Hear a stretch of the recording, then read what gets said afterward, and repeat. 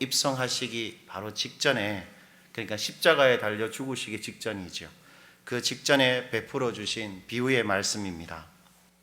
그러니까 예수님을 따르던 당시에 많은 사람들이 이제 예수님께서 예루살렘에 올라가시면 당신의 그 하늘 권세, 그리고 당신이 그 공생의 기간에 베풀어 보여주셨던 그 능력으로 모든 적들을 멸하시고 이스라엘의 왕으로 등극할 것이다 라는 기대를 가지고 있었습니다. 그래서 이제 예루살렘에 우리 주님 올라가면 하나님 나라가 완성이 될 것이라는 그런 모종의 기대를 가지고 있었는데, 특히 그 삭개오, 그 여리고 도성에서 유명했던 악인이었고 악랄한 사람이었던 그 삭개오가 예수님을 만나는 그 순간부터 완전히 다른 사람으로 변하는 것을 보면서 틀림없다, 저분한테는 사람을 바꾸어내는 능력이 있다라는 것을 발견하고는 야, 이제 하나님 나라가 오겠다, 그렇게 사람들이 생각했습니다. 11절인데요 11절 한 번 더 읽어보시겠습니다. 그들이 이 말씀을 듣고 있을 때에 이는 자기가 예루살렘에 가까이 오셨고 그들은 하나님의 나라가 당장에 나타날 줄로 생각함이더라. 그럼 여기서 하나님의 나라가 당장에 나타난다는 것은 하나님이, 예수님이 하나님의 권세와 능력으로 이방 나라를 제압하고 유대를 통해서 온 세상을 다스리는 그 나라를 말합니다. 그러나 여러분, 당시에 사람들이 생각했던 그런 생각과 기대와는 달리 우리 예수님의 이 예루살렘의 입성은 힘과 무력으로 쟁취하는 승리가 아니었습니다. 우리가 잘 아는 것처럼 어떤 일을 하시러 올라가셨습니까? 예수님께서는 십자가에 죽으시고 또 부활하시기 위해서 예루살렘에 올라가셨죠. 즉 순종하고 우리 위해서 희생하는 방식으로 승리를 쟁취하시기 위해 예루살렘에 올라가셨던 것입니다. 그리고 이 예수님의 십자가의 죽음과 부활은 하나님의 나라, 그 당시 유대인들이 생각했던 그 하나님 나라의 결정적인 출범이긴 했지만, 그러나 하나님의 나라의 완성을 의미하는 것은 아니었습니다. 다소 어려운 소리 같은데 간단한 이야기입니다. 예수의 부활과 승천은 하나님 나라를 이 땅에 만들어내는 일이긴 하지만 그것 자체가 하나님 나라의 완성이 아니라는 것입니다. 왜냐하면 예수님께서 죽음에서 부활하신 후 얼마 지나지 않아서 어떻게 하시기 때문입니까? 어떻게 하시죠? 승천하시기 때문입니다.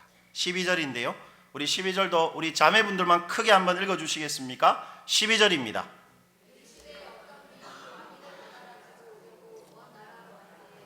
여러분, 여기서 왕위를 받아가지고 오는 분이 누구지요? 누구를 상징합니까? 예수님을 상징합니다. 승천하신 예수님께서 다시 이 땅에 영원한 왕으로 오시는 것을 비유합니다. 즉 예수님이 다시 이 땅에 재림하실 그때 비로소 뭐가 완성된다고요? 하나님의 나라가 완성됩니다. 주님께서는 승천하셨다, 재림하는 그것을 왕위를 받아가지고 다시 이 땅에 돌아오는 것이다, 그렇게 말합니다. 왕위를 받아가지고 돌아와서 뭘 합니까? 완전한 하나님 나라를 완성하신다, 그렇게 말씀하고 있는 것입니다. 때문에 예수님의 십자가의 죽음과 부활 이후에 우리가 사는 이 땅의 모든 역사들은 예수 그리스도의 다시 오심을 앞두고 있는 재림의 역사입니다. 그래서 우리가 종말의 때를 살고 있는 것입니다. 우리는 예수님을 기다리는 사람들이기 때문에 종말의 사람들이라는 것이지요. 즉 이 세상은 한마디로 하면 이렇습니다. 예수님의 다시 오심을 고대하고 사는 사람들하고 예수님의 왕되심을 싫어하고 예수님을 부인하고 무시하고 사는 사람들의 역사인 것입니다. 13절과 14절이 그것을 이렇게 말하지요. 제가 한번 읽어드리겠습니다. 그 종 열을 불러 은하 열무라를 주며 이르되 내가 돌아올 때까지 장사하라 하니라. 그런데 그 백성이 그를 미워하여 사자를 뒤로 보내어 이르되 우리는 이 사람이 우리의 왕됨을 원하지 아니하나이다 하였더라. 여러분, 13절에 나오는 종들은 예수님의 재림을 고대하는, 주인이 왕위를 받아가지고 돌아올 그때를 고대하는 그리스도인들을 상징하고, 14절에 이 백성들은 예수님의 왕됨을 거부하는, 쉽게 말하면 불신자들을 상징합니다. 그런데 예수님이 다시 오실 때에 당신의 종들, 즉 예수님의 재림을 고대하는 자들에게서는 장사를 잘해서 이문을 많이 남겼는지를 확인하겠다, 그렇게 말씀하시는데 15절입니다. 우리 15절 다 같이 한번 크게 읽어보죠. 기인이 왕위를 받아가지고 돌아와서 각각 어떻게 장사였는지를 알고자 하여 그들을 부르니. 그럼 여기서 어떻게 장사했는가? 이 말이 이런 뜻입니다. 이문을 얼마나 많이 남겼는가, 즉 돈을 얼마나 많이 벌었는가, 그거 확인하시겠다 주님께서 말하십니다. 좀 재미있죠. 반면에 예수님은 당신을 거부했던, 당신의 재림을 생각지도 않고 그것에 대해서 아무 느낌도 없고 예수님하고 무관하게 살았던 모든 사람을 다 죽여버리시겠다, 그렇게 말하십니다. 27절입니다. 우리 27절도 다 같이 한번 읽어보시겠습니다. 그리고 내가 왕됨을 원하지 아니하던 저 원수들을 이리로 끌어다가 내 앞에서 죽이라 하였느니. 여러분, 여기서 죽음이라는 것은 영원한 죽음을 의미합니다. 다시는 돌이킬 수 없는, 이제는 더 이상 기회가 없는, 그 누구라도 빠져나올 수 없는 그 영원한 형벌, 그 죽음을 상징하는 것입니다. 즉 지금 그 사람이 예수님의 재림에 대해 어떤 태도를 가지고 사는가가 그 사람의 인생의 결국을 결정한다, 그렇게 말하고 있는 셈이지요. 따라서 우리 모든 예수 믿는 자들의 인생은 한마디로 예수님의 다시 오심을 기다리며 사는 인생입니다. 여러분, 누가 우리한테 물어보면 그렇게 말할 수 있겠습니까? 당신 왜 삽니까? 그러면 나는 결국 우리 주님 다시 오실 그때를 기다리면서 삽니다, 그렇게 말할 수 있겠습니까? 그런 사람이, 그 중심이 있는 사람이 바로 종들이다, 예수님의 사람들이다, 오늘 본문 그렇게 말하고 있는데요. 때문에 예수님을 기다리면서 산다는 것은 오늘 본문의 비유의 표현 그대로 하자면 장사를 해서 이윤을 많이 남기는 것입니다. 돈을 많이 벌어야 됩니다. 우리는 이 땅에서 예수님 다시 오실 때까지 오직 이윤 많이 남긴 그런 사람만이, 우리 예수님이 인정하고 칭찬하시는 사람, 즉 그런 사람만이 진짜 그리스도인입니다. 돈 많이 번 사람, 그 사람만 진짜 그리스도인입니다. 제가 16절부터 19절을 한번 읽어보겠습니다. 그 첫째가 나와 이르되 주인이여 당신의 한 문화로 10문화를 남겼나이다. 주인이 이르되 잘하였다 착한 종이여 내가 지극히 작은 것에 충성하였으니 10고을의 건세를 차지하라 하고, 그 둘째가 와서 이르되 주인이여 당신의 한 문화로 5문화를 만들었나이다. 주인이 그에게도 이르되 너도 5고을을 차지하라 하고. 주님이 누구를 칭찬하십니까? 돈을 많이 번 사람을 칭찬하십니다. 그렇다면 여러분, 우리가 질문해야 되겠지요. 장사를 해서 돈을 많이 번 것, 이윤을 많이 남긴 것은 실제로 무엇을 어떻게 한 것입니까? 그 답이 바로 17절에 잘 기록되어 있습니다. 우리 17절은 한 번 더 크게 읽어보시겠습니다. 주인이 이르되 지극히 작은 것에 충성하였으니 10고을의 건세를 차지하라 하고. 여러분, 지극히 작은 것에 충성하였다, 이 말은 바로 장사를 열심히 해서 돈을 많이 벌었다, 이런 말입니다. 지극히 작은 것이란 이런 뜻입니다. 이 땅에서의 우리의 모든 일상의 사소한 행동과 말과 일들을 의미합니다. 저는 오늘 다소 빠듯하게 하루를 보냈는데 여러분 어떻게 사셨습니까? 여러분도 나름 지친 하루를 보내셨지요. 여러분, 그걸 말합니다. 오늘 하루 살았던 그거 지극히 작은 것입니다. 그런데 충성하지요. 이 충성이 무슨 말이냐면 아직은 이 땅에 오시지 않았지만 지금도 하늘 보좌에 앉아 계신 왕이신 예수님에 대한 충성입니다. 주인에 대한 충성이지요. 즉 지극히 작은 것에 충성한다는 것은 일상의 하루하루를 어떻게 사는 것입니까? 예수님을 왕으로 모시고 사는 것을 의미합니다.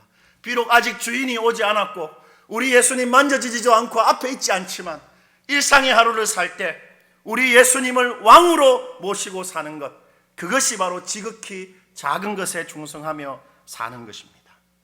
예수님의 왕되심을 거부하는 본문의 불신자들처럼 생각, 감정, 말, 행동에 있어서 내가 왕이 되고 내 스타일대로 내가 하고 싶은 대로 살지 않고 나의 모든 일에 우리 예수님 진짜 왕이 되실 수 있도록 주님께 무엇을 하든지 충성하고, 그래서 내 생각, 내 감정을 예수님께 기꺼이 잘 되지 않지만 순복하려고 노력하고, 내가 내 상황과 내 주변 사람들을 할 수 있는 대로 절대로 조정하려고 하지 않고 내 인생의 목표가 주님이 주신 목표가 되게 하고 주님이 주신 그 목표를 주님께서 이루어가게 하시는 그것이 지극히 작은 것에 충성하며 사는 것입니다. 그러한 충성에서 생겨나는 내 성품의 변화, 아주 조금이지만 그래도 바뀌어가는 내 성품의 변화, 그리고 내 삶의 열매들, 그것이 바로 장사를 열심히 해서 남기는 이윤입니다. 그 변화, 그 열매가 많아야 된다. 예수 믿으면 반드시 있다 한 그 신적인 성품의 변화, 예수 믿는 자는 누구나 반드시 맺힌다고 말한 그 열매가 많이 있어야 착착하고 충성된 종으로 이 땅을 산 것이다. 예수님 그렇게 말하십니다. 그러나 그러한 성품의 변화와 삶의 열매가 없는 사람은 우리 예수님을 진짜 왕으로 모시고 사는 사람이 절대 아니지요. 21절입니다. 우리 21절도 한 번 더 읽어보시겠습니다. 이는 당신의 엄한 사람인 것을, 당신은 두지 않은 것을 취하고 심지 않은 것을 거두나이. 그럼 여기서 돈을 남기지 않은, 돈을 벌지 못한 이 종이 뭐라고 말합니까? 주인 엄한 사람이다. 즉 하나님은, 우리 예수님은 엄한 분이다, 이렇게 말합니다. 엄한 사람이란 몹시 모질고 가혹한 사람이라는 것입니다. 여러분이 직장 생활할 때 그런 상사 경험해 본 적 있습니까? 아주 피도 눈물도 없고 가혹하고 모진 사람입니다.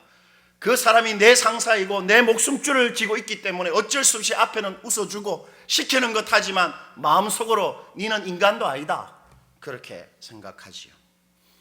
예수님을 엄한 사람이라고 생각했다. 그 말은 이 세 번째 종이 예수님을 왕으로 생각한 적이 한 번도 없었다는 것입니다.